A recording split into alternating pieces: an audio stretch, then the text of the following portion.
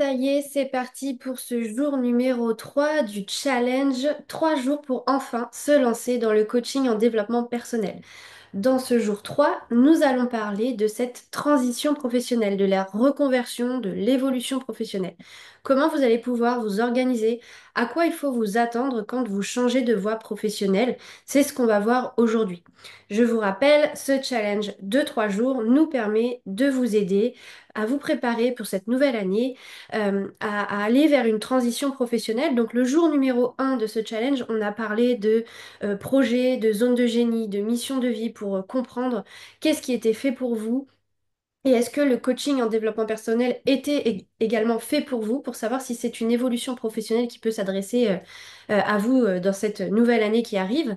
Le jour numéro 2, on a essayé de travailler à la construction de son offre, à comprendre sur quel marché se positionner, comment vous pourriez faire de votre histoire une activité de coaching, une activité entrepreneuriale, que tout part de vous. Donc c'est ce qu'on a travaillé vraiment dans le jour numéro 2. Et aujourd'hui, le jour numéro 3. C'est bien beau d'avoir un projet, c'est bien beau de vouloir faire quelque chose, évoluer professionnellement, mais maintenant, comment ça va se concrétiser? Parce que il y a de nombreuses peurs, de nombreuses appréhensions quand il s'agit de passer à l'action pour vraiment aller vers la voie professionnelle qui vous convient.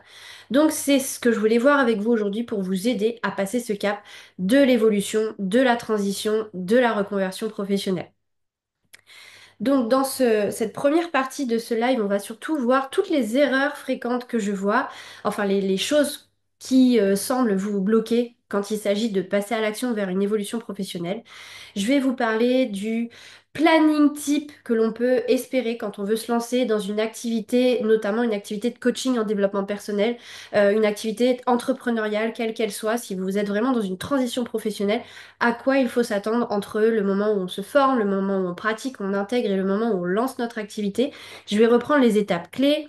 Je vais vous donner des exercices, je vais vous donner des clés sur la préparation de sa transition financière notamment, comment on s'organise financièrement pour effectuer une transition professionnelle, comment on fait pour pas tout plaquer du jour au lendemain, comment on fait pour faire ça en douceur et pas se retrouver vraiment le couteau sous la gorge, à pas pouvoir euh, et avoir suffisamment de revenus par rapport aux dépenses vitales que l'on peut avoir.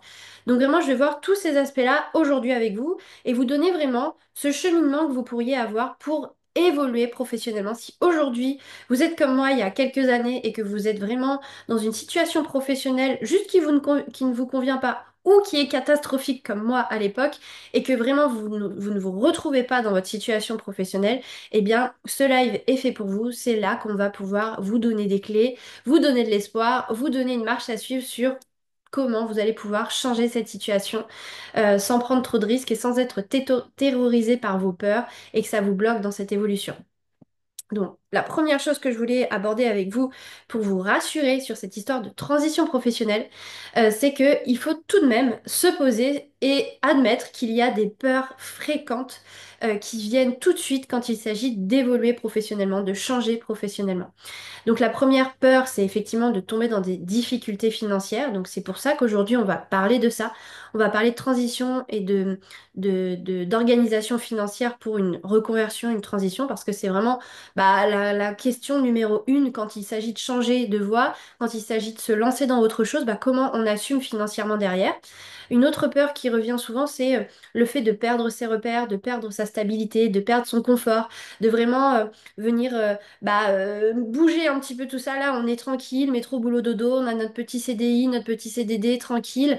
Et là, on va aller un petit peu tout chambouler, on va avoir une organisation différente. Peut-être qu'on va devoir faire des sacrifices le temps de cette transition. Est-ce que je suis prêt à ça? Est-ce que je suis prêt à sortir de ma zone de confort? Est-ce que j'ai pas un peu la flemme? Donc ça, c'est forcément quelque chose qui va venir vous taquiner un petit peu. Et autre chose qui pourrait venir aussi vous taquiner, c'est la peur d'échouer, la peur de ne pas trouver des clients, parce que là, on parle d'une transition professionnelle, c'est pas juste une évolution de poste. Quand on se lance dans le coaching en développement personnel, il s'agit là, pour la plupart des gens, d'une vraie transition entre le salariat et l'entrepreneuriat. Et l'entrepreneuriat aussi peut faire peur, ça peut être impressionnant, on ne sait pas trop à quoi s'attendre quand on a été toute sa vie salarié. Et donc, du coup, on a beaucoup d'appréhension là-dessus. Donc, c'est pour ça que dans ce live, je vais aborder aussi beaucoup d'aspects entrepreneuriaux pour que vous sachiez un petit peu c'est quoi d'entreprendre, c'est quoi de lancer une activité, c'est quoi de trouver ses premiers clients. On va parler un peu de tout ça. Et bien évidemment, si vous voulez plus de détails, Je vous donne ça dans le PowerPoint de présentation. Je vous rappelle que vous pouvez me rejoindre sur le Zoom directement si vous voulez échanger avec moi à la fin, si vous voulez partager votre projet, si vous voulez qu'on bosse ensemble, que je vous accompagne dans cette transition. Rejoignez ce Zoom. Et donc, voilà, vraiment, c'est tout ce qu'on va aborder aujourd'hui pour vous aider à passer outre toutes ces peurs que vous pourriez avoir pour passer à cette transition professionnelle. Et je voulais vous rassurer en vous disant que vous n'avez pas besoin de tout changer du jour au lendemain. Alors, il y a des personnes dans ce live qui sont déjà entrepreneurs et qui ont déjà passé le cap de l'entrepreneuriat et qui veulent donner une autre dimension à leur job grâce au développement personnel. Et donc là, le cap est un peu moins important à passer, c'est juste une petite évolution professionnelle. Mais il y a des personnes surtout qui sont soit demandeurs d'emploi, soit salariés et qui doivent justement passer cet énorme cap et là, c'est là que ça commence à vraiment faire douter, à faire peur. Et c'est pour ça qu'on repousse chaque année. Et donc là, en ce début d'année 2025 qui arrive, eh bien, je trouvais ça utile de vous aider à vous préparer pour faire tomber toutes ces barrières. Donc normalement, avec une organisation sur 12 mois, vous pourriez effectuer une transition professionnelle, incluant votre période de formation, votre période de développement, d'expertise, d'intégration, de pratique, et votre période de construction de votre offre, de lancement de votre activité, de votre entreprise, de votre communication, etc. Donc normalement, en 12 mois, une transition professionnelle est possible. Ça peut aller plus vite, ça peut aller moins vite en fonction des profils, en fonction de comment vous avancez. Mais grosso modo, en général, sur 12 mois, en travaillant 1 heure par jour, entre la période de formation et la période d'application, en 12 mois, vous pouvez effectuer une transition professionnelle et commencer à trouver vos premiers clients, générer vos premiers revenus dans le coaching en développement personnel. Alors, je vous l'ai dit, dans ce live, j'aimerais aborder les erreurs fréquentes que je vois ou que j'ai moi-même commises, qui pourraient vous aider à éviter beaucoup de problèmes si vous souhaitez évoluer professionnellement, vous lancer dans autre chose. Une des erreurs fréquentes que je vois et que j'ai commise et ce qui m'a conduit à l'hôpital, c'est d'attendre le moment parfait. En fait, il n'y a pas de moment parfait, donc n'attendez pas de finir à l'hôpital comme moi ou n'attendez pas un drame. Ce serait trop dommage en fait. Vous n'êtes pas obligé d'attendre ce moment parfait parce qu'il ne viendra pas. Donc l'idée c'est de trouver, de mettre en place, justement, c'est ce qu'on va voir aujourd'hui, c'est de mettre en place un contexte favorable à cette évolution professionnelle. C'est se dire, ok, moi aujourd'hui, je peux pas continuer comme ça ou ça ne me plaît pas. C'est pas encore dramatique, mais ça me plaît pas, j'ai pas envie de continuer comme ça. Ok, de quoi j'ai besoin pour vivre? Donc du coup, il me faut quoi comme matelas financier? Comment je m'organise financièrement? De combien de revenus j'ai besoin chaque mois? Ok, est-ce que je trouve pas un job alimentaire? Est-ce que je trouve pas une transition grâce au chômage? Est-ce que je me mets pas un matelas de côté pour préparer cette transition? Parce que pour moi, c'est plus possible. En fait, c'est juste euh, se dire, moi, j'ai besoin de changement, donc en fait, qu'est-ce que je mets en place? Et c'est vous qui allez créer le moment, on va dire, favorable, idéal, mais pas parfait, en fait. Ce sera jamais le bon moment, donc c'est vous qui allez devoir le créer, ce moment, dans les meilleures conditions, en organisant tout ça. Autre erreur fréquente, c'est vouloir tout changer d'un coup. Il y a des gens qui quittent tout du jour au lendemain parce qu'ils en ont ras la casquette, ras le bol, ils ne peuvent plus et donc du coup, ils quittent tout du jour au lendemain, ils se barrent, ils démissionnent et en fait, ils se retrouvent un peu comme ça et du coup, il y a un stress financier, il y a un manque d'organisation, de structure, du coup, ils vont perdre beaucoup de temps, ils se sentent en insécurité, ils sont partis sur un coup de tête et ça, c'est un petit peu dommage. C'est bien de pas en arriver là, comme je vous ai dit, c'est d'anticiper de se dire, moi, mon moment maximum, ma deadline pour effectuer cette transition professionnelle, je me fixe telle date. Et d'ici à telle date, eh bien voilà tout ce que je vais mettre en place pour l'organiser, cette transition. Et pas attendre, comme je vous dis, le moment fatidique, le moment dramatique, ou le moment où vous n'en pouvez plus, et là, ça pète dans l'entreprise, dans le poste dans lequel vous êtes, vous engueulez avec je sais pas qui, et là, du coup, vous en avez marre et vous partez. Et là, en fait, ça vous mettrait dans une difficulté assez compliquée et donc, du coup, ça pourrait même bafouer, créer un contexte défavorable à une évolution professionnelle parce qu'en fait, vous allez être tellement pris par le manque de structure, le truc soudain, l'aspect financier et plein d'autres choses qu'en fait, bah, du coup, vous allez être là, bah, finalement, je retrouve un emploi et finalement, bah, mon projet, il tombe à l'eau. Puis finalement, j'attends encore un an de plus parce qu'il faut que je retrouve un emploi, une stabilité financière. Donc, en fait, c'est trop dommage. Autre erreur fréquente, c'est de sous-estimer le temps et l'énergie nécessaires à cette transition professionnelle. On se dit que ça va être facile, que ça va être simple, que c'est pas grave, j'ai mon chômage pendant 1 an, 2 ans, donc ça va être facile. En fait, les gens, des fois, ils se reposent un peu sur leur laurier et ils se disent qu'ils ont le temps.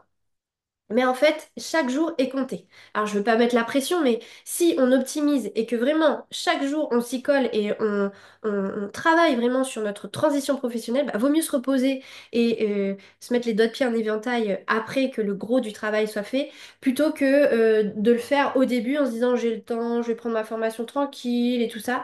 Moi, je vous conseille vraiment de prendre chaque jour comme un défi et comme un moyen d'avancer point par point jour après jour sur cette transition professionnelle pour vraiment avoir le moins possible de stress. Parce que quand on est dans cette transition, moi que je suis passée par là, quand on se lance du salariat, on a la transition chômage et on va vers l'entrepreneuriat, en fait, on n'a qu'une peur chaque jour quand on se lève, c'est est-ce que je vais y arriver? Est-ce que je vais réussir? Est-ce que je vais trouver des clients? On a quand même kiffé le fait d'être en sécurité tout en étant à l'aise grâce au chômage.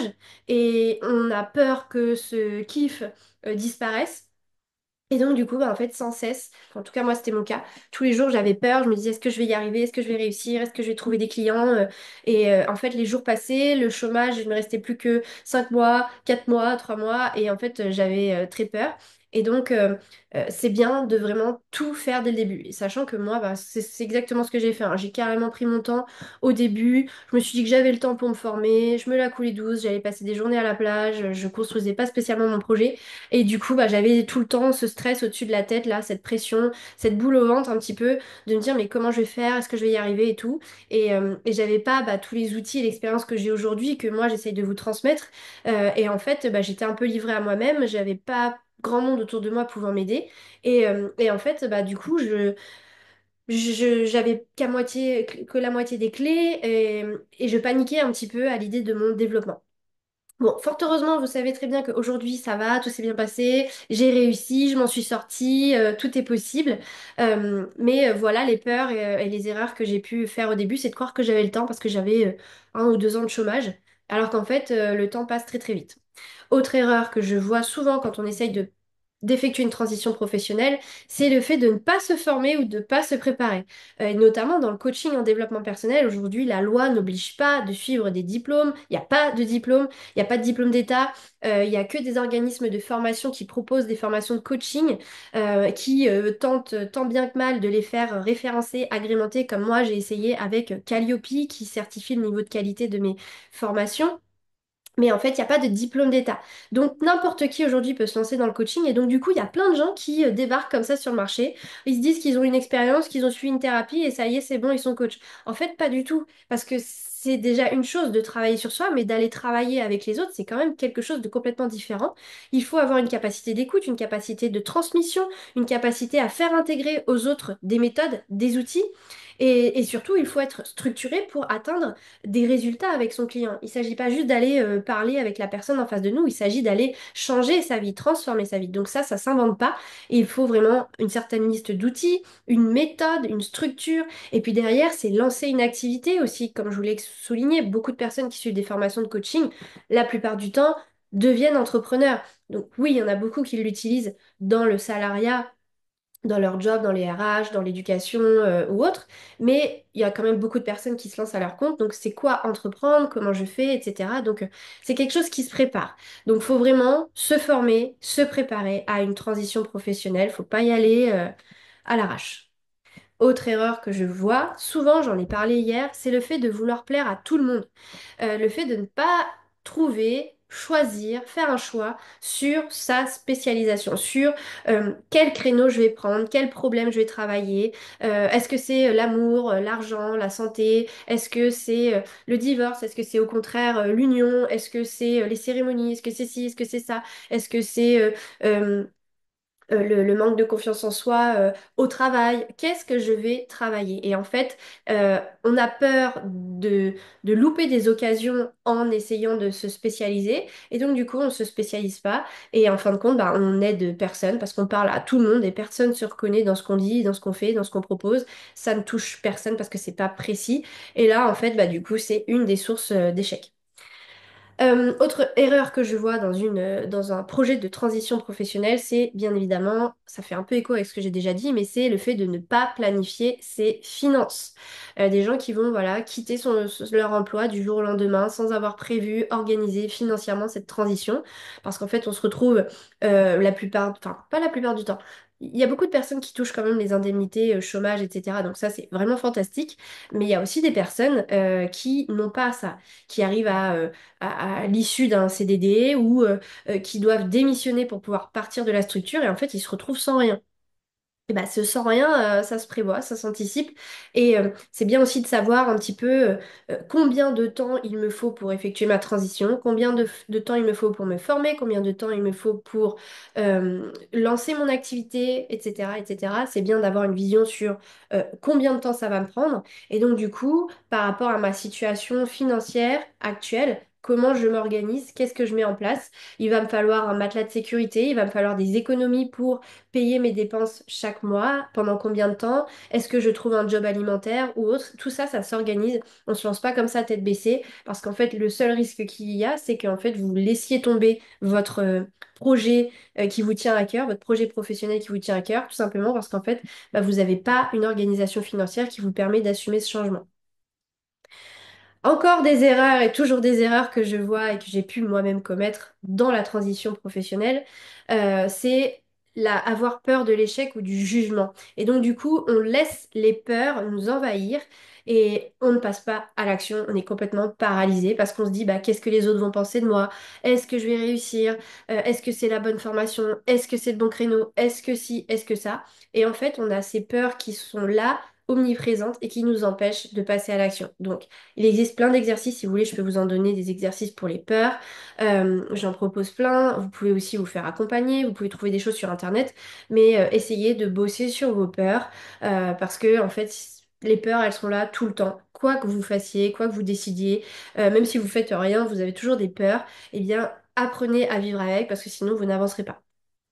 Autre erreur que je vois aussi, c'est de ne pas demander de l'aide et de ne pas s'entourer. On veut tout faire seul, sans rien demander à personne.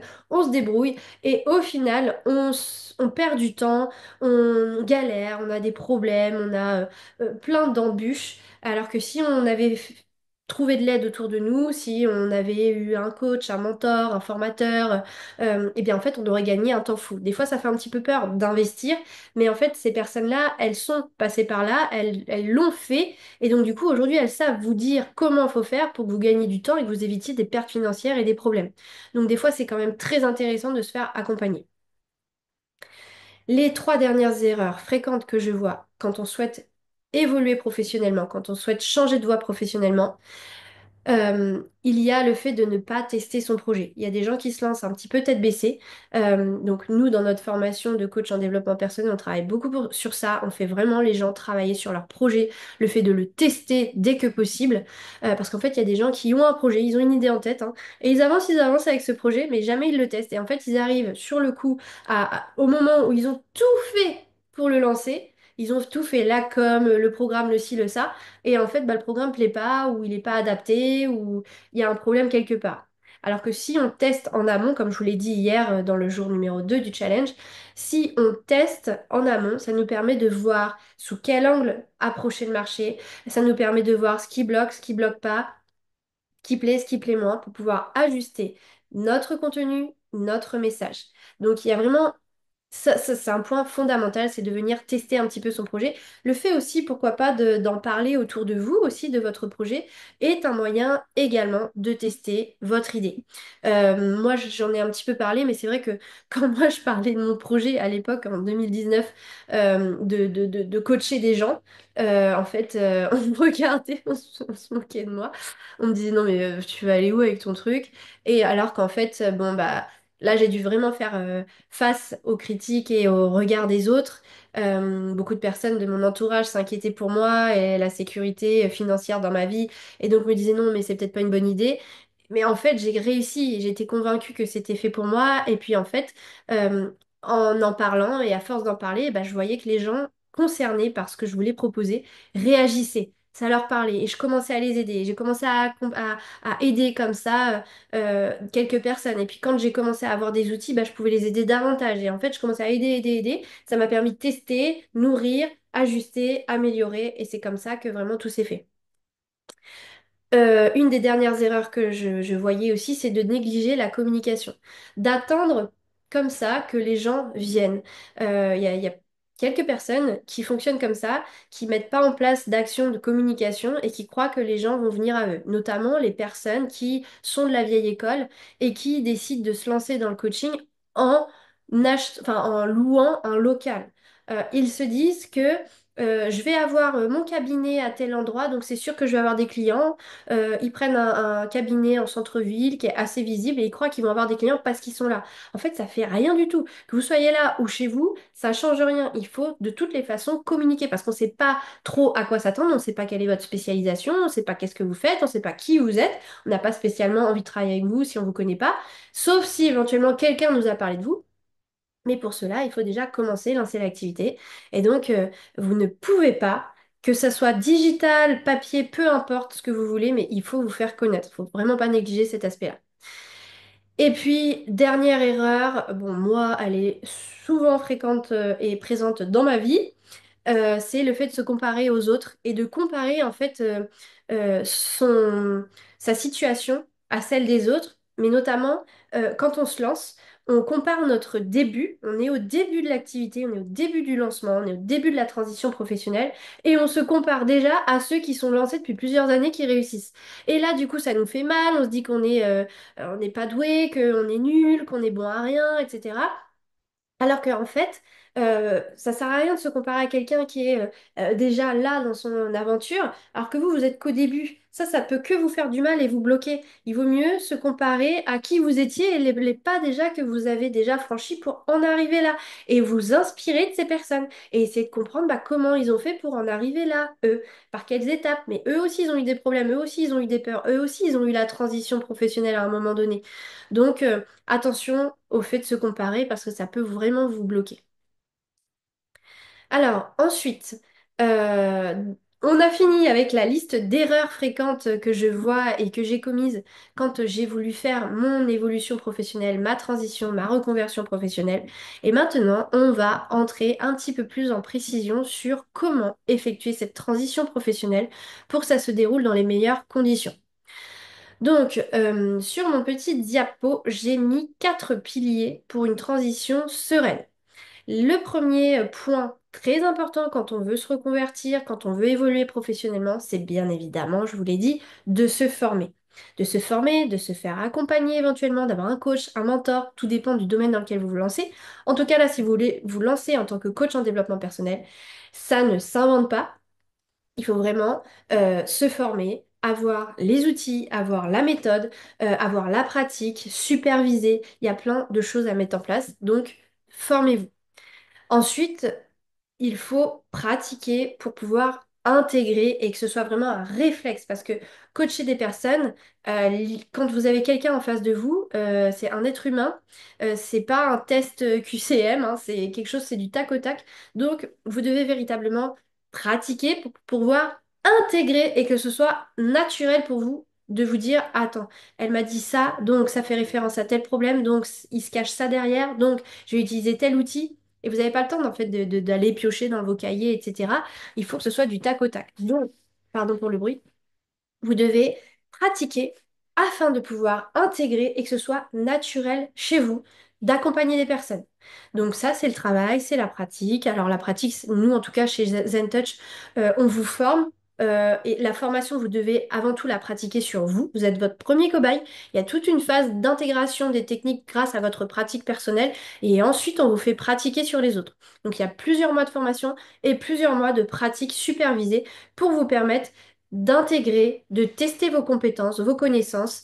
Et surtout, on vous fait, avant ça, on vous fait, autre pilier, c'est de construire son offre, de savoir quel programme vous allez vendre, à qui vous allez vous adresser, qu'est-ce que vous allez apporter comme solution, quel problème vous allez résoudre. Et quand on passe à la pratique, ben en fait, comme vous avez déjà votre idée d'offre et de programme, vous n'avez plus qu'à le tester sur vos cobayes. sur les personnes sur lesquelles vous effectuez votre pratique. Et vous gagnez un temps fou, parce qu'en plus, on vous supervise, on vous donne des conseils, vous pouvez nous consulter à n'importe quel moment. Et du coup, ça vous permet d'intégrer, de tester votre offre, de l'améliorer pour que, en fait, à l'issue de la pratique, vous soyez opérationnel et que vous puissiez déjà lancer votre activité. Donc, le quatrième pilier, une fois qu'on s'est formé, qu'on a pratiqué, intégré, qu'on a construit son activité, son offre, il faut lancer l'activité. Donc vous avez toute cette expérience, toute cette formation, toute cette pratique avec vous, déjà des premiers retours clients. Et bien là, vous allez pouvoir lancer votre activité véritablement au grand jour, au grand public, sur la place, avec toute cette expérience. Et là, donc, vous allez créer une présence en ligne, réseaux sociaux ou pas, vous allez commencer à vous faire connaître. Donc j'ai rédigé un récapitulatif de toutes les étapes pour se lancer. Donc je peux vous le transmettre et vous n'avez plus qu'à cliquer sur le lien qui est juste là sur le diapo pour pouvoir accéder à la liste des étapes pour se lancer. Je vous ai mis aussi en rappel une masterclass que j'avais animée dans le cadre de la formation Kiffpreneur, qui est 1 heure de masterclass où j'explique précisément toutes les petites étapes pour se lancer dans l'entrepreneuriat, pour lancer une activité en travaillant 1 heure par jour, en parallèle de son job de salarié. Donc j'ai mis le lien. Pour ceux qui sont sur Instagram qui veulent le lien, n'hésitez pas à m'écrire pour recevoir tout ça. Alors maintenant, on va parler de la chronologie. Comment va s'articuler la transition professionnelle? Si vous voulez vous lancer dans le coaching en développement personnel, comment ça va s'articuler sur 12 mois?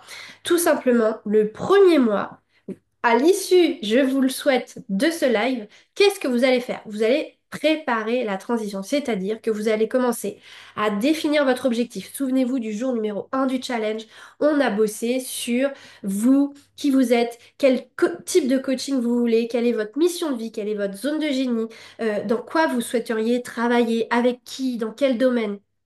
Souvenez-vous de vous par rapport à ce que vous voulez comme transition et comme évolution professionnelle et commencez à poser cette vision, ce projet et à aller chercher la formation adaptée et commencer à vous inscrire dès que vous pouvez à une formation qui vous permet d'atteindre votre objectif professionnel.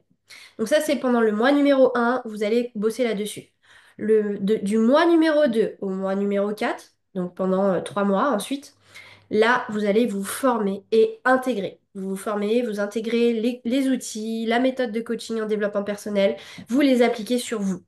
Ça va durer 3 mois. Ensuite, mois numéro 5, on va commencer à bosser votre offre. Qu'est-ce que vous allez proposer? Avant même d'aller sur la pratique, on va bosser, idéalement, vous devez bosser, si jamais vous ne travaillez pas avec moi, vous devez bosser sur votre offre. Donc, c'est-à-dire, quel est mon marché? Quel est mon client idéal? Quel est le problème que vous souhaitez résoudre? Et du coup, par rapport à ça, vous allez devoir construire votre programme clair et structuré et commencer à élaborer votre stratégie de vente et de communication. Ça, c'est le mois numéro 5. C'est bien, vous avez fait votre formation, vous avez travaillé sur vous. Ça, c'est bien, ça a duré 3 mois. Après, on passe aux choses sérieuses, on construit notre offre pour pouvoir se lancer sur le marché dès que possible. Une fois que vous avez fait ça, que vous avez bossé le côté business de votre activité, en entre-deux, là, vous passez à la pratique. C'est ce que moi j'aime appeler sur environ 4 mois, 4 à 6 mois, vous bossez votre expertise. Vous avez acquis des outils, une méthode, vous savez quelle offre vous voulez proposer, quel accompagnement vous voulez proposer et à qui vous voulez le proposer. Et bien là, vous allez aller tester votre accompagnement. Donc là, c'est un accompagnement sur 5 à 6 personnes. En tout cas, nous, c'est ce que l'on recommande dans notre fonctionnement. Donc sur ces quelques mois, vous allez tester, accompagner 5 à 6 personnes qui sont des clients test. Vous allez commencer à collecter des retours pour affiner votre offre, votre accompagnement, votre méthode. Et vous allez aussi, surtout, ce qui est très très important, recueillir les premiers témoignages. Et vous allez pouvoir, grâce à tout ça, créer votre présence en ligne. Donc ça va être d'avoir une page de vente, par exemple, d'avoir un profil sur les réseaux sociaux, d'avoir des contenus postés. Est-ce que c'est un blog? Est-ce que c'est un site internet? Peu importe ce que vous choisissez, mais il va commencer à falloir avoir une présence idéalement en ligne pour vous faire connaître grâce à ces quelques mois. Donc en parallèle en fait de cette pratique, il faut commencer à avoir une présence en ligne, qu'on commence à parler de vous. Et puis, Du coup, on arrive au mois 10 à 12. On arrive sur la fin de la pratique, la fin de cette expérience. Et donc là, l'idéal, c'est de commencer vraiment à agir pleinement pour lancer votre activité, c'est-à-dire appliquer votre stratégie d'acquisition client. Souvenez-vous, je vous ai dit d'y réfléchir le mois numéro 5. Cette stratégie que vous avez élaborée pour vendre et trouver des clients, vous commencez vraiment à la mettre en pratique. Alors c'est du contenu sur les réseaux sociaux par exemple, c'est des groupes, c'est des ateliers, c'est des événements, c'est des... Voilà, tout ce que vous pouvez faire pour attirer à vous, contacter votre réseau, commencer à créer votre réseau. Ça va être communiquer régulièrement sur les réseaux sociaux, créer votre propre groupe, votre propre réseau, faire une campagne de lancement pour votre premier programme officiel, parce que là, vous l'aviez testé un petit peu dans les coulisses, et là, maintenant, il est prêt, il est au top, aux petits oignons, parce que vous l'avez ajusté grâce à cette expérience. Et bien là, il faut le lancer. Donc, vous allez faire une campagne de lancement. Pareil, je vous ai donné un peu les listes d'une campagne de lancement dans les supports que je mets à disposition. Et donc, vous allez commencer à préparer votre campagne de lancement pour ce programme. Donc, campagne de lancement sur environ un mois pour pouvoir, le mois d'après, commencer à lancer des gens en accompagnement et trouver vos premiers clients. Et donc, tout ça va vous permettre d'effectuer votre transition financière. La transition professionnelle et la sécurité financière de votre transition. Donc voilà un petit peu la chronologie d'une transition professionnelle. Elle s'effectue si on veut devenir coach en développement personnel et par rapport à moi, l'expérience que j'ai avec tous mes clients que j'ai formés, euh, il faut vraiment compter 12 mois. Donc la transition professionnelle, véritablement, elle peut prendre, si on est salarié ou demandeur d'emploi, elle peut prendre de 12 à 18 mois. Parfois, ça peut être même plus court. J'ai l'exemple de Julia là, qui a terminé récemment. Alors elle, Julia, en 12 mois, elle s'est formée au coaching, elle a créé son organisme de formation, puisqu'elle a utilisé le coaching et son expérience en marketing pour pouvoir créer une formation carrément, et elle a carrément bossé pour obtenir la certification Calliope. Donc ça, c'est ce qu'elle a réussi à faire en 12 mois, donc vous voyez que ça peut aller quand même plus vite en fonction des personnes, de votre détermination, de vos contraintes aussi de temps. Si vous n'avez pas le temps, il faut que ça avance, donc chacun fait un peu à son rythme, mais globalement, pour vraiment avoir ce changement de voie professionnelle, on peut compter 12 à 18 mois. Donc, comment on va faire pour préparer financièrement cette transition professionnelle? Moi, ce que je vous conseille, c'est d'avoir un matelas de sécurité, un matelas financier qui va vous permettre, idéalement, alors tout le monde ne pourra pas faire ça, hein, mais si vous pouvez vous le faire, c'est génial, c'est d'avoir un petit matelas financier qui vous permette de tenir, de vivre 3 à 6 mois. C'est-à-dire que si vous n'avez, si vous avez, vous êtes en galère, que vous n'avez plus de chômage, que vous n'avez pas de job alimentaire, que vous n'avez pas votre job ou quoi, eh bien, l'idéal, c'est d'avoir un matelas de sécurité et se dire qu'avec ce matelas-là, je peux payer mes factures, loyer, nourriture, essence, etc. pendant 3 à 6 mois. Ça, c'est l'idéal parce que ça vous enlèvera une pression incroyable qui pourrait bafouer l'évolution de votre projet, qui pourrait mettre en péril l'évolution de votre projet parce que vous êtes tellement préoccupé financièrement que du coup, vous n'avancez pas sur votre projet. J'en vois beaucoup de personnes comme ça. Elles sont tellement prises à la gorge, elles ont pas anticipé, elles ont un peu foncé tête baissée. Que du coup, en fait, bah, elles doivent mettre de côté leur projet, retourner travailler pour s'y remettre après. Et en fin de compte, il se passe des mois, parfois des années avant que vraiment elles se lancent dans leur projet. C'est pour ça que il vaut mieux se dire que tout vient à point à qui sait attendre et bien préparer sa transition professionnelle plutôt que de se précipiter et de se retrouver à quelques mois d'une possible rentrée d'argent grâce à votre projet et que finalement vous vous disiez non mais je peux pas tenir ces quelques mois, il faut que ce soit maintenant et que vous disiez bah non mais mince il faut que je retourne travailler pour un job salarié. Ce serait vraiment trop dommage. Il vaut mieux préparer en amont pour optimiser et que vraiment vous vous lanciez une bonne fois pour toutes. Donc le matelas financier et idéalement, ça c'est vraiment le top du top, c'est d'avoir un job en fait pendant la transition. Pendant ces 12 mois où vous vous formez, vous pratiquez, vous lancez votre activité, faites-le en parallèle d'un job. Comme ça, vous vous enlevez un énorme poids.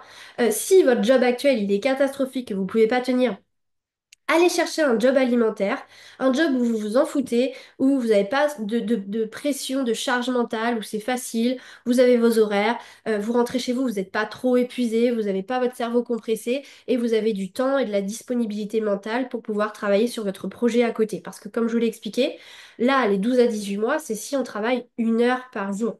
C'est franchement facile de trouver 1 heure par jour. Si vous ne les avez pas, vous les concentrez le week-end, vous trouvez une après-midi pour bosser sur votre projet. Ça se fait vraiment facilement. Donc comme ça, vous ne mettez pas de pression. Il y a tout qui se fait en douceur. Tout est beaucoup plus agréable. Et comme vous n'êtes pas dans cette pression, bah, en fait, le projet, il mûrit très très très facilement. Merci Samir pour ton message. Euh, donc voilà, l'idée c'est, franchement, moi je vous recommande d'avoir un revenu, que ce soit un job alimentaire, que ce soit votre job actuel en mi-temps, trouver une solution pour avoir un revenu qui couvre vos dépenses. Et je vous invite à essayer de réévaluer vos dépenses mensuelles pour pouvoir les réduire. Il y a peut-être des choses qui ne sont pas essentielles, qui ne sont pas vitales.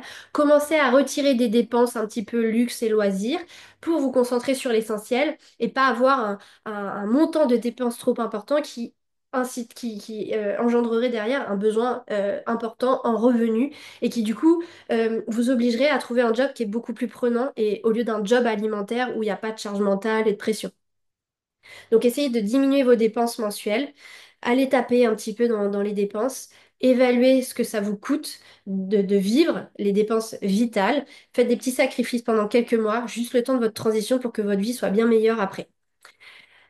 L'idéal, ce serait bien évidemment de négocier une rupture conventionnelle, mais il y a très peu de personnes qui peuvent accéder à ça. En tout cas, moi, je vous dis toujours, visualisez, visualisez, mettez toutes les chances de votre côté. Et en fait, on a toujours de très bonnes surprises. Mais il y a des gens qui me disent, mais non, mais jamais cette société, ils ont fait de rupture conventionnelle, ils font pas ci, ils font pas ça. Et en fin de compte, ils arrivent du jour au lendemain à avoir une rupture conventionnelle et derrière, ils sont bien plus tranquilles que de devoir trouver un job alimentaire.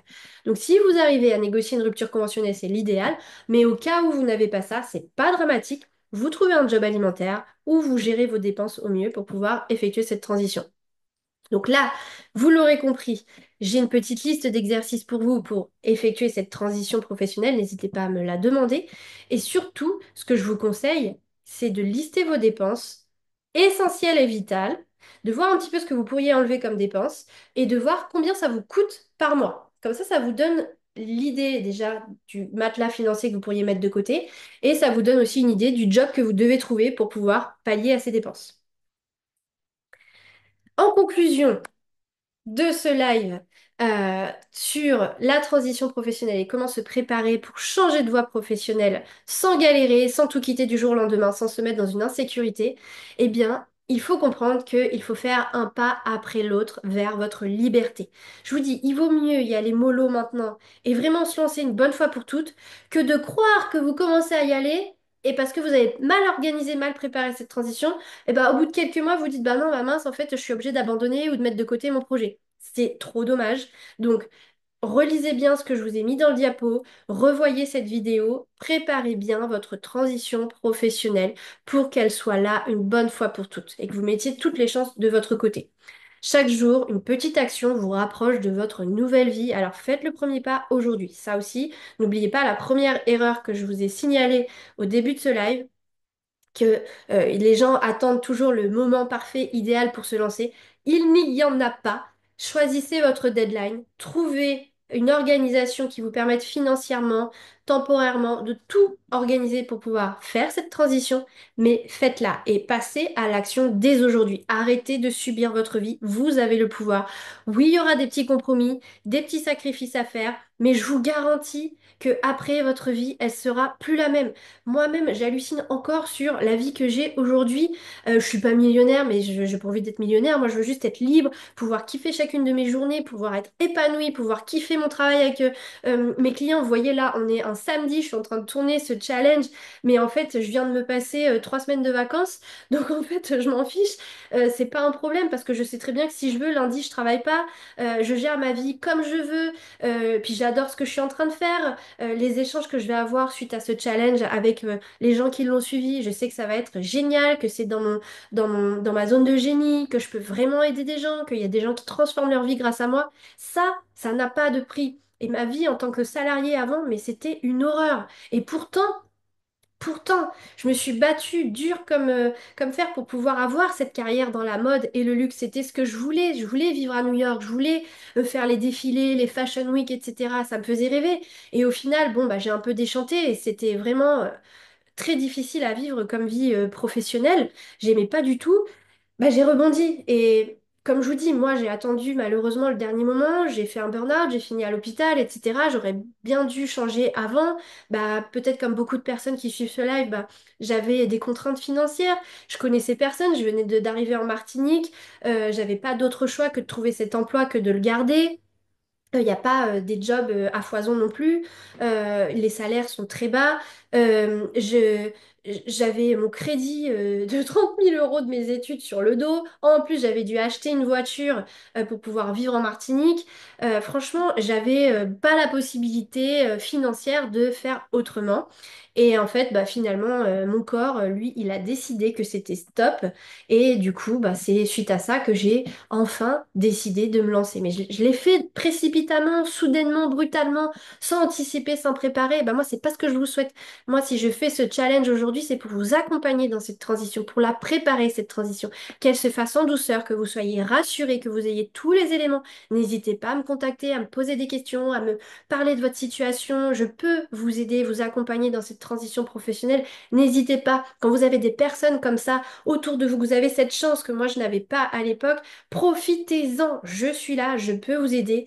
Vraiment, ne restez pas dans votre coin et n'attendez pas qu'il soit trop tard, n'attendez pas une maladie, n'attendez pas un accident, n'attendez pas de que ce soit plus possible du tout votre emploi pour pouvoir changer. Organisez ce changement, préparez cette transition et tout va bien se passer et vous allez kiffer votre vie. Pour vous refaire un petit topo de moi, mon expérience, j'ai donc dû me reconstruire pendant des mois parce que bah, j'étais au bout du rouleau avec le burn-out. Après, il a fallu, en plus mon cerveau était atteint à cause du burn-out, donc j'avais des difficultés de mémorisation, de concentration, il a fallu que je me forme par-dessus ça. C'était franchement très difficile. Et ensuite, après, il a fallu que je lance un business avec très peu de connaissances, en plein Covid, enfermé chez moi. Enfin, c'était super dur. Et du coup, j'ai mis vraiment ma première année, elle a été très très dure. J'avais énormément de peur, j'étais terrorisée, c'était impossible pour moi de retourner travailler pour quelqu'un parce que j'en avais tellement peur, j'avais eu tellement de mauvaises expériences qu'en fait, j'avais pas le choix, il fallait que je réussisse. Donc je me suis bougée et j'ai quand même réussi. Mais franchement, ma première année, elle a été vraiment très difficile. Ma deuxième année, bah ça a été parce que j'étais sur la lancée, mais quand même j'ai travaillé très dur. Je me suis éparpillée, j'ai bossé des heures et des heures. Parfois j'avais pas de week-end. Et en fait, c'est que maintenant que enfin je souffle depuis ma troisième année d'entreprise. Je souffle, je kiffe. Et je vous dis que ça, même si j'en ai bien bavé, je vous assure que ça valait le coup, ça valait vraiment. Ouais, ça valait le coup parce que c'était dur, c'était pas facile, mais franchement, aujourd'hui, j'ai vraiment la vie que je veux, j'adore. Donc, vous aussi, vous pouvez le faire. Moi, je suis passée d'un burn-out à la vie que je veux. Et bah, vous aussi, vous pouvez le faire sans forcément passer par la case burn-out. Donc, profitez-en, prenez ce challenge. N'hésitez pas à me demander les replays, n'hésitez pas à me demander les supports, etc. et à me contacter si besoin. Donc, je vous rappelle que je propose, si vous le souhaitez, si vous souhaitez évoluer dans le développement personnel, je propose une formation de coach en développement personnel qui vous donne tous les outils et la méthode pour vous permettre de devenir un coach expert et unique qui trouve sa place sur le marché et surtout qui trouve des clients grâce à tout le processus que l'on a mis en place, que je vous ai un peu expliqué dans la chronologie. Donc, c'est vraiment une formation où on a un gros volet gestion de stress avec des outils pratico-pratiques, concrets parce que j'ai vu des coachs qui m'ont accompagné qui n'avaient pas d'outils. Donc moi, quand j'étais pas bien, bah, j'avais pas d'exercice à faire. Donc moi, dans ma méthode, je mets des exercices concrets.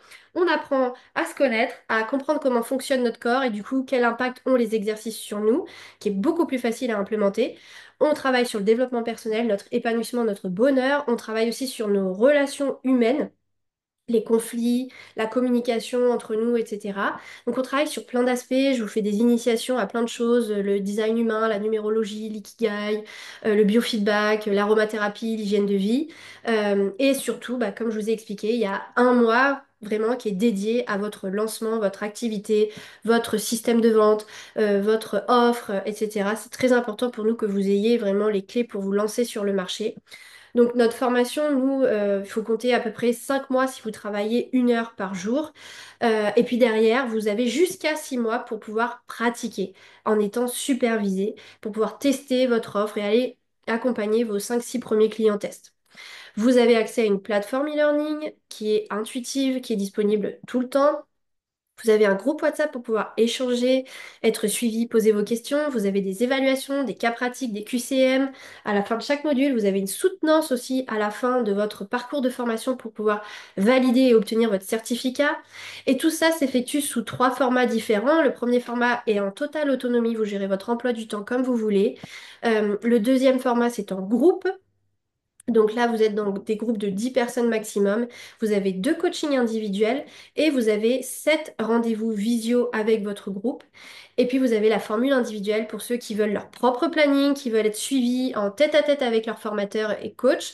Et donc là, vous avez 7 rendez-vous en individuel et on peut tantôt travailler sur le développement personnel que surtout sur votre business, votre activité pour aller beaucoup plus vite et vous tenir par la main pour vraiment lancer votre activité. Chaque format a accès derrière pendant 1 an à des visios mensuels avec la communauté ZenTouch. Comme ça, vous n'êtes jamais lâché dans la nature. Même si vous avez fini chez nous, on est toujours là. Il y a des personnes, ça fait 4 ans qu'ils ont suivi la formation, ils sont toujours là chaque mois dans les rencontres. On ne vous lâche pas, on vous suit, on vous accompagne. Et si vous vous inscrivez à la suite de ce challenge, vous avez des bonus. Vous avez un coaching individuel offert avec moi ou un coach de ZenTouch. Vous avez une formation qui vous permet de générer des revenus et notamment d'aller générer jusqu'à 5 000 € de chiffre d'affaires chaque mois grâce à votre entreprise. Je vous donne la structure pour le faire. On a une formation numérologie que l'on vous offre avec mon livre sur la numérologie. On a aussi une formation en organisation et gestion du temps que l'on vous offre. Donc on vous fait plein de cadeaux si vous vous inscrivez à la suite de ce challenge dans les 15 jours qui suivent. Et vous pouvez réserver un appel si ça vous dit, si vous êtes intéressé, si vous avez des questions sur votre projet, sur notre formation, n'hésitez pas, il y a le lien dans la description, vous avez le lien juste là. Et si vous souhaitez rester en contact avec nous, vous pouvez rejoindre le groupe WhatsApp. Pareil, vous avez le lien de disponible. Donc je vous remercie vraiment pour votre écoute, je vous remercie pour ce moment. N'hésitez pas à venir vers moi si vous avez un projet de transition et d'évolution professionnelle pour qu'on puisse en parler, que je puisse vous aider, que je puisse voir si ce que je propose pourrait éventuellement vous aider. Déjà dans les ressources gratuites et puis après dans les formations que je propose. Peut-être que ça peut vous aider, que vous allez gagner du temps. Et tous ceux qui veulent devenir coach en développement personnel, en ce début d'année qui arrive, c'est le moment de passer à l'action et de construire votre avenir sur mesure. Merci pour votre écoute et à bientôt!